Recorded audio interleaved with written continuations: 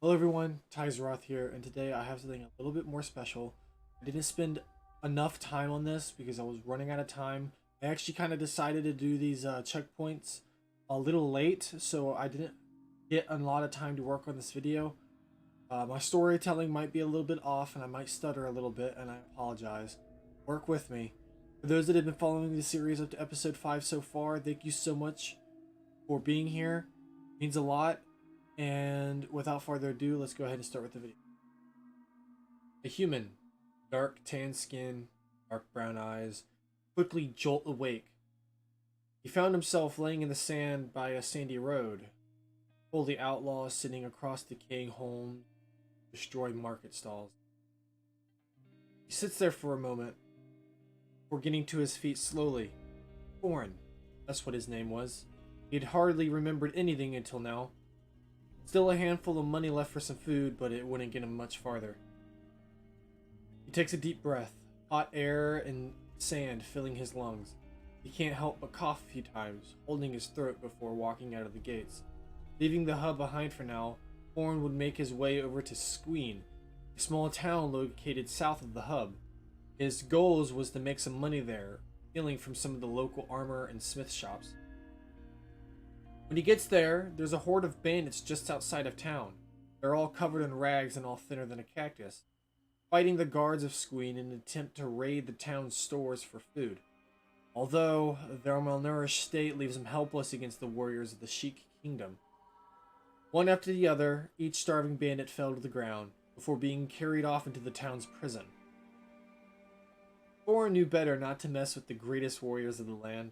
Keeping a low profile would be his best interest. He's able to avoid the battle and the conflict just outside and finally make it into the town. There, he is constantly called out and ridiculed for being a flat-skinned, human, a coward. Something about Sheik honor. After a little bit of walking around and scouting out the small town, the sun began to set and two large moons filled the sky.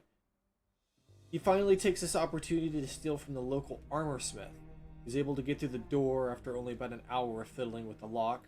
The chest inside just happened to be empty.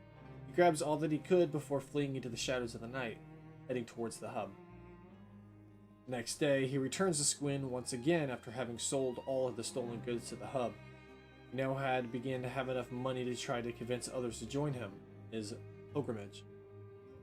While in the bar, he runs across a chic female, horns all cut down to a nub in rather poor-looking clothing and condition. She tells him the story of having once been a great warrior, even having thought she died in battle, only to soon open her eyes again. Having been the only survivor in general, all her horns were cut short and forced to being a servant, practically begging Thorin to finally show her the battlefield again. After agreeing, she introduces herself as Rukia. She would stay close to him as they begin to plan a trip to Shark, a slightly larger town located in the jungle. Once gathering up enough food with the money the Thorin had earned from the stolen goods, they depart. The trip was hostile. So hostile, in fact, they had gotten jumped by a group of jungle ninjas. They beat Rukia in the fight and knocked her out cold. After the dust settles, Thorin is able to sneak in and rescue Rukia, dragging her to the town of Shark, managing to find some medical badges to stop the bleeding and cover her wounds. During his desperation to find medicine, he manages to bump into a hive drone that goes by the name of Mazaru. Seeing his potential, Thorin decides to hire him, and they join up. During his desperation to find medicine, he manages to bump into a hive drone that goes by the name of Mazaru. Seeing his potential, Thorin decides to hire him, and they join up. When they get back, Thorin decides to buy a large building found in the corner of the hub. It is there that they decide on their main roles. Thorin will begin to improve the home, building beds, crafting stations, and storages, while even scouting out some nearby towns that look like a good location for another heist. Rukia would be the main fighter. Her job was to simply keep the other two idiots alive. Bodyguard of sorts. She spends most of her time training up her strength by walking around the town walls with a bag full of raw iron. Masaru would take the job of a thief, and already had a great idea on a next target, looking back towards the town of Squeen. As the sun sets, Masaru was all too ready to start. He slips past a few guards and makes his way over to the weaponsmith door. It takes him nearly 3 hours while also evading the guard's sight to finally get it open.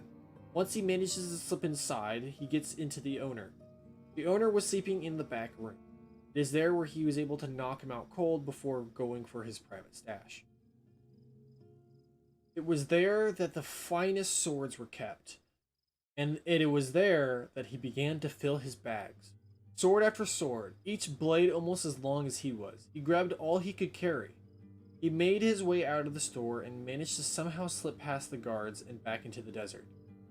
His load was a little bit more than he could handle, so he spent most of the time more or less waddling his way back to the hub. Managing to avoid all the bone dogs and bandits, he finally makes it back to the three of them. It is there that they celebrate the Great Hall, and with the money that the swords were able to bring in, Thorn was able to start the construction on repairing the guild hall.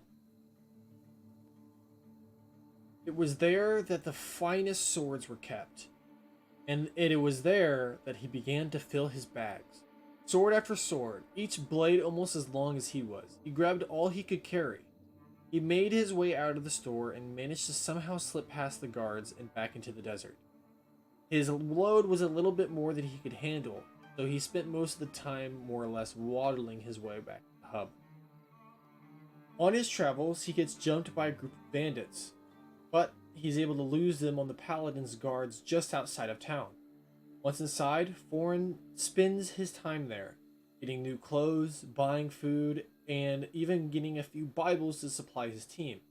He even gets a new basket, staff, and boots so that scouting can be a little bit easier on his back. Thorin regroups with his team back at the hub. There, he is able to read up on a few blueprints and fill the large building with lights, tables, chests, and 3 really simple beds and a small rug. Thorin even manages to surprise his team with a new member, Stovik, a small bone puppy. The 3 of them are more than happy to add Stovik to their family. Thorin confirms the town of Stack would be a good location to raid. Some of the major shops are found in corners and far from the main road.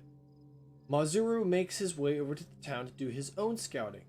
Thorin failed to mention that it was a holy town and that he flees immediately, the town people all but happy to see the hive drone. Fortunately, with his high athletic skills, he is able to make it away from the town hall and back to the hub safely. It is there the 3 of them begin to plan their next heist. Thank you guys so much for showing up. This for some reason took me a little bit of time to put together, and I don't know why I thought trying to explain 5 episodes within a good 10 minutes would be easy, but it wasn't. And I even left out a lot of details, like the whole incident of Masaru being caught by a goat and being alerted by the goat alerting the guards and catching Masaru, putting him in jail. There's a lot of things I left out, and it was mostly for the storytelling part. I really wanted to keep it simple. I didn't want to overburden myself, and I didn't want to do too much that felt like, but I also didn't want to make it feel like I was doing too little. I do apologize if there is any background noise. I did listen to this a few times and confirmed that it sounded alright. I even had a friend kind of read over the script that I read for this, and I got a thumbs up, so I assume this is good. I will try to do one of these for every 5 episodes.